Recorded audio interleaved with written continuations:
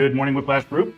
Wow, what a topic we have for today. I'm so excited for this topic, legacy. I was reviewing through Business Finishing School, which you guys know I'm a big fan of Business Finishing School. I recommend to all of our members, I recommend to other friends and business associates that I know that they really look at investing the time to go through these modules. So legacy, this is the way that the modules break down in Business Finishing School.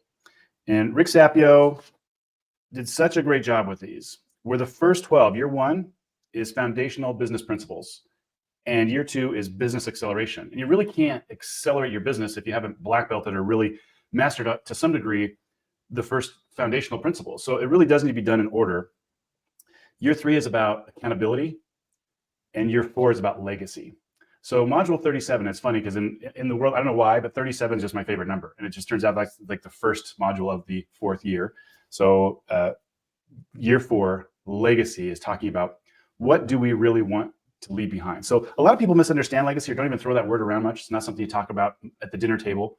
But I hope that with your peers that you're hanging out with, your friends and business associates that are helping you level up in life, as Gary Gunderson has said, and many gurus in self-help say, we aren't going to exceed the income or the success beyond the 5 people that we hang out with the most. So it's that old lobster theory of people just kind of pull each other back down to their level. So we want to make sure we're hanging out with people that really help us go next level, where we're seeing that they're a little bit, maybe a step ahead of where we be a little more like this friend that's doing these wonderful things. So they're bringing you up and they're probably looking at you the same way. You want to hang out with those kind of people so that you're a better version of yourself, that you're a better father or mother, a better business person, a better service person in your community or your church.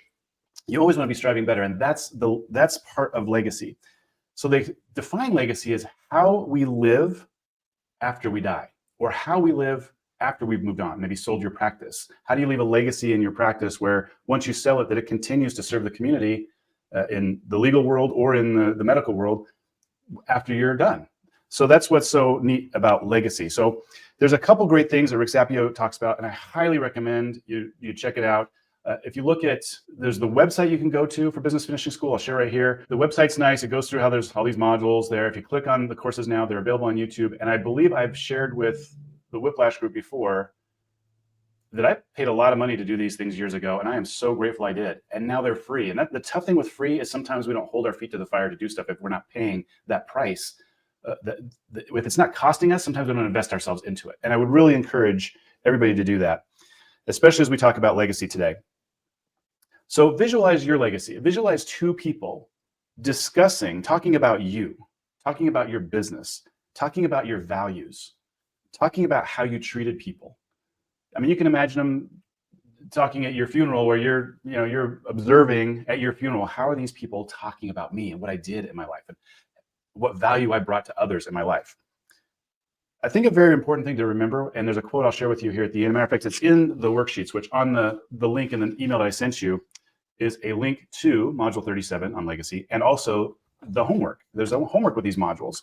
Maya Angelou has an amazing quote or poem, however you want to call it, called I've Learned. And I'll share the video, YouTube of it at the end, but it's right here on the paperwork. It's a beautiful thing of what she's learned through the course of her life. And unfortunately, we lost her. She passed away just 2 years ago.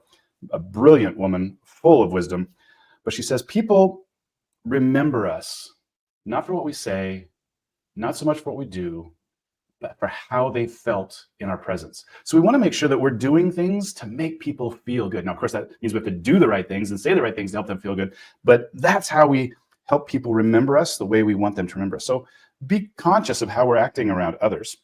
Another thing with legacy is things that are measured get done. So we need to take time to pause to really decide, well, what is it we want? What do we want to leave for a legacy? What do we expect in our business? How do we visualize our life as a father or mother 5 years from now? How do we visualize our marriage 5 years from now? How do we visualize our business 5 years from now? What's going to be different 5 years from now than today? It's putting things out there and planning for our future. That's how we build the legacy that we want. If we life is always throwing curveballs at us. And if we're just like constantly in defense mode, trying to deal with the struggles of life, it's harder than if we put a plan out there. And then when those struggles come, at least if something knocks us off course, we know where we're trying to go so we can get back on course. And it is so much easier, so much more productive to be able to move forward and not get off course when we actually have a plan.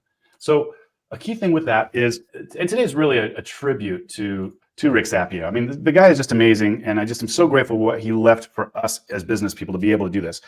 Rick uses the example of, if a genie could grant us some wishes, if we don't know what we want, it's hard for him or her to do that. We just use the example of, what would the perfect marriage look like, or what would it look like 5 years ago from now? What would a business look like, our business look like 5 years from now? What's our perfect life look like? Well, if we can visualize that, then we can actually help bring it into fruition. So as I said, life's throwing these challenges and curveballs at us, but when we have that long-term goal, that's how we stay on course. So a really good example is if you're married and you and your spouse have a plan of, we just believe in making marriage work, and we're together for life or eternity. For some people, I think marriage just goes on forever. It just depends on how your perspective is and your religious beliefs on that. But let's just use this marriage example for a moment. If you have that long-term goal in your marriage and you're serious about it, and you want it to be a legacy marriage, then you're going to invest in that marriage by going on dates together, traveling together, reading books together, learning things about relationships together to help nurture that relationship. So when the storms come up, maybe you have a disagreement, but hey, this is just temporary. We have a long-term goal, and you're back on it. Where people that don't have those kind of goals, disagreements come up and they're looking at divorce. So when we're looking at legacy in our life, we have to have those long-term goals. We have to pause and write down, what is it that we want down the road, so we can be working towards that to create that legacy. And I think an important part of what Rick has brought to the table is accountability. And again, if the 4 years of what these modules are about, year 3 is really about accountability. And they say right at the very beginning, you should have an accountability group, which is why we have this Tuesday call. And I wish there were more people on these calls where we can have a thought, and at the end, stop recording and ask people, well, what are your goals this week, this month? What are you working on? So you've got somebody to hold accountable. It's a little harder in this format, but to have an accountability partner, whether it's your spouse or another person that's in the same line of work that you're in, or you guys are on the phone once a week, checking with each other and holding each other accountable to your goals, I cannot tell you how synergistically 10x exponentially powerful that is to have an accountability partner. So good to even do those modules. We had an accountability group that we worked through the modules, year 1, year 2, year 3, year 4 together. We were together for 7 years, and we all grew so much and helped each other through some of our tough spots in life while we were working on these modules together each week. We did our homework, and then we get together and go, okay, what did we learn this week? And we discuss it. Amazing. So having accountability group, accountability person, or accountability meeting each week with somebody is powerful on really helping you grow and leave a legacy. Rick and Patrick are always big on simplicity, probability, and leverage. Even in family, keep it simple. Keep it simple. I can't believe I was going over this legacy thing, and I just found this sitting over here in my office. I've had this forever. Rick gave these out at seminars a long time ago, and it's his family dinner placemat, and it's got their family meeting rules, their parent rules, their family quotes, their Dan Sullivan key 4 things: show up on time, do everything you say you will do, finish what you start, say please and thank you. Ben Franklin's 13 virtues. It's stuff that is sitting on the table, and the family always eats together, especially on Sunday. Sunday's family day. And so they've got these family values on their placemat that all the family grows up with to create that legacy of being a healthy, happy family. So when we're looking at our business is hugely important because it's what provides for our family. But ultimately, a healthy family is what's going to bring us more joy and happiness. So we want to make sure we're nurturing that, taking time to nurture the family to create that family legacy. Build that business and build that business legacy that feeds into your family. And then just your personal legacy. What are you doing to serve and make the world a better place that people remember you? Think about that with your family. What do you want to leave as a legacy for your kids? Do you want to leave books for them that teach principles that you want them to have and take into their own families? Do you want to leave them videos? Nowadays on YouTube, you can make YouTube videos and they just save them and just have somewhere where your kids can get to them at a certain point. Do you guys do the legacy of making memories together with game night or things like that? But it's just so awesome to spend the time investing in yourself by having a plan for your future, for what that's going to leave in the legacy after you're done. One more time, a legacy is how you live after you die. What are you going to leave that leaves a mark for you? And I'm so grateful that Rick's legacy lives on in leaving these modules free for people on YouTube if they just choose to go check it out and do the homework. The homework's awesome. So I would encourage all of us this week, module 37. The higher modules, year 3 and 4, I think, are just audio. They're still on YouTube, but you just listen to them. There's videos in the earlier modules. Let's start with legacy and then go back to the start of the early years. And we jump around through the year and hit on certain topics. But I just want to close with this. This is from Maya Angelou. And it's in the homework. It's on there where you can read it. But I'm just going to have her read it to us here for just a moment. I've learned by Maya Angelou. I've learned that no matter what happens or how bad it seems today, life does go on and it will be better tomorrow. I've learned that you can tell a lot about a person by the way he or she handles three things: a rainy day, lost luggage, and tangled Christmas tree lights.